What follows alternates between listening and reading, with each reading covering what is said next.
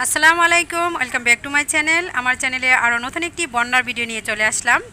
তো এখনও সুনামগঞ্জে অবস্থা খুবই খারাপ। আমাদের বাসার ভিতরে প্রচুর পরিমাণে পানি জমা হয়ে আছে।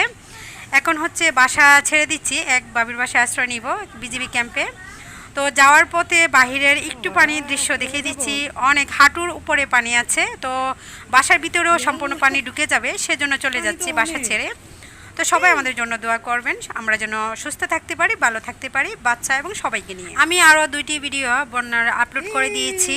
তো এখন যে পরিস্থিতি খুবই খারাপ, আরও থেমে থেমে বৃষ্টি পড়ছে, পানির অবস্থাও বেড়ে যাচ্ছে, বাসার ভিতরে প্রচুর পরিমাণে পানি জমা হচ্ছে। সেজন্য আমরা বের হয়ে গেলাম বিজিবি ক্যাম্পে আশ্রয় নেওয়ার জন্য। তো টয়লেট এবং পাকঘর সম্পূর্ণ ডুবে গিয়েছে, মানে ওইখানে ব্যবহার করার মতোই না, রান্না করার মতো না, সেই জন্য চলে যাচ্ছে। আমার বাসা থেকে বিজিবি ক্যাম্পে যেতে প্রায় 4 থেকে 5 মিনিট সময় লাগবে। তো আমরা হেঁটে হেঁটেই চলে যাচ্ছি। তো এখানে যদি পানির পরিমাণ বেশি বেড়ে যায় তাহলে হয়তো 1-2 দিন সময় লাগতে পারে বাসায় আসতে। তো চলে আসলাম হাঁটতে হাঁটতে বিজিবি ক্যাম্পের ভিতরে। এখানে কোয়ার্টার আছে, ফ্যামিলি আছে অনেকগুলি। তো এক বাবির বাসায় চলে আসলাম।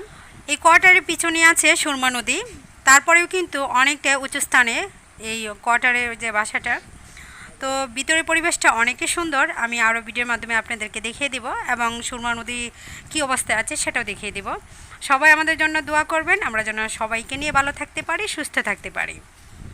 আজকের মতো এখানে বিদায় নিয়ে নিচ্ছি। সবাই ভালো থাকবেন, সুস্থ থাকবেন, সবাই সবার জন্য দোয়া করবেন। আল্লাহ হাফেজ।